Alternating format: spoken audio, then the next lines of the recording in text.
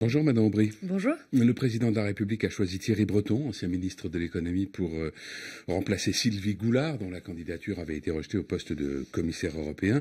Vous avez immédiatement émis des réserves sur ce choix en évoquant de possibles conflits d'intérêts. Est-ce que vous n'êtes pas dans une forme de procès d'intention ? Non, je regarde juste le profil de la personne en question.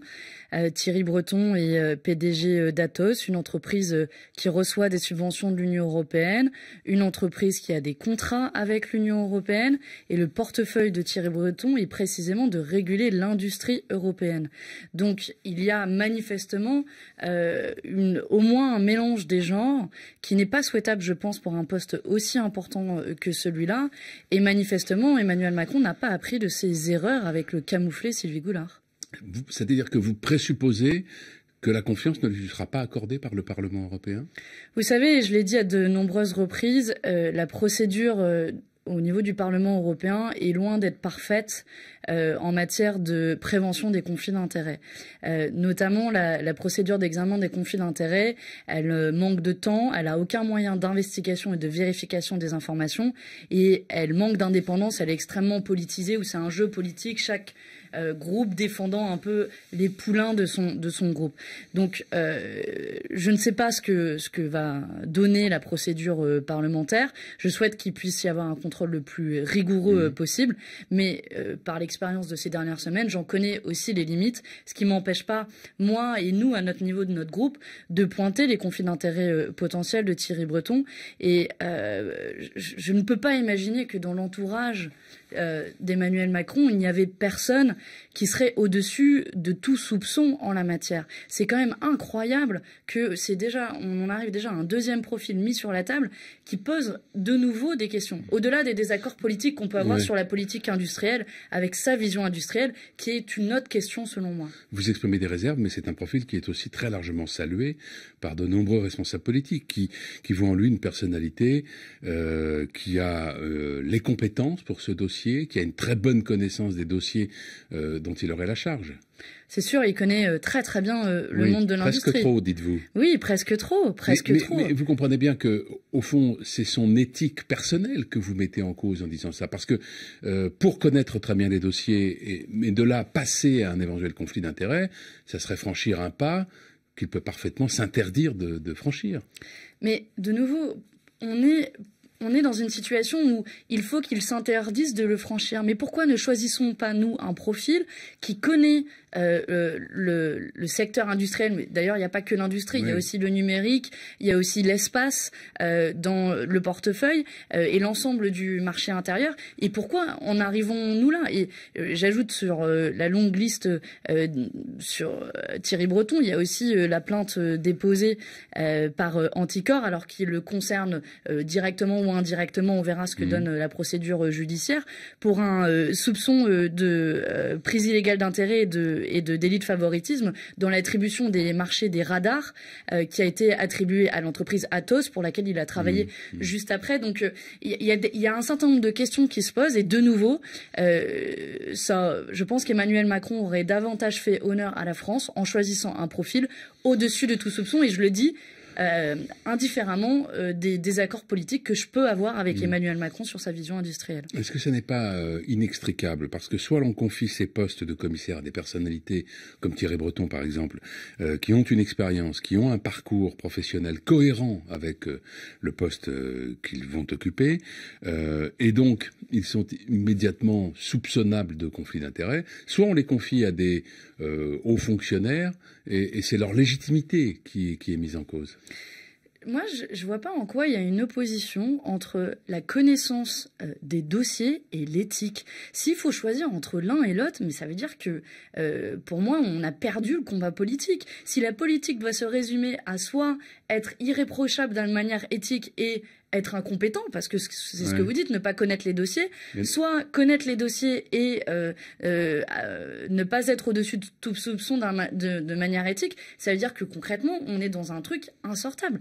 Et moi, c'est ce que je vous dis, j'ai du mal à comprendre votre raisonnement. Pourquoi supposez-vous qu'il y aurait a priori un problème d'éthique avec Thierry Breton, alors? Mais je vous le redis, Thierry Breton est PDG d'une entreprise qui reçoit des fonds européens. Je veux dire, le lien est extrêmement extrêmement direct, qui a des contrats avec l'Union européenne. Et d'ailleurs, il y a un signe qui ne trompe pas. À l'annonce de sa nomination, l'action d'Atos a pris 10% dans une journée.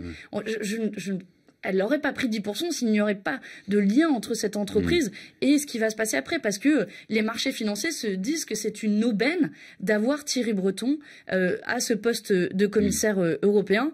De nouveau, je pense qu'il y avait d'autres profils qui pouvaient cocher ces cases. Et Emmanuel Macron joue là un jeu dangereux et ne prend pas au sérieux la question de la prévention des conflits d'intérêts. Alors Emmanuel Macron achève une visite qui l'a conduit à Mayotte d'abord, puis à la Réunion. Il a beaucoup parlé d'immigration à Mayotte. Est-ce qu'on doit aborder la question de l'immigration différemment, compte tenu de la situation spécifique de Mayotte? Est-ce qu'on doit l'aborder différemment de la façon dont on en parle ici en métropole? Non, je ne pense pas. La question est la même partout. C'est celle d'abord... Mais la situation n'est vraiment pas la même, ça vous le savez. Bien sûr, bien évidemment qu'elle n'est pas la même. Mais on parle dans tous les cas, ici ou à Mayotte, d'hommes et de femmes qui quittent leur pays d'origine pour des raisons diverses, mais qu'ils font rarement par choix, qui vont pas aller monter sur un radeau de sauvetage comme on monte sur un paquebot pour aller faire des visites. Et donc, je pense qu'on doit parler à Mayotte comme ici d'accueil digne des migrants, mais aussi s'interroger sur les causes qui poussent les gens, souvent malgré eux, à quitter leur pays, et sur la responsabilité que nous avons en tant qu'État, notamment dans les politiques de développement, mais aussi dans les guerres, dans les accords commerciaux inégaux, etc. Et cette approche-là, je pense qu'elle est valide partout. Vous allez lancer la semaine prochaine une initiative personnelle.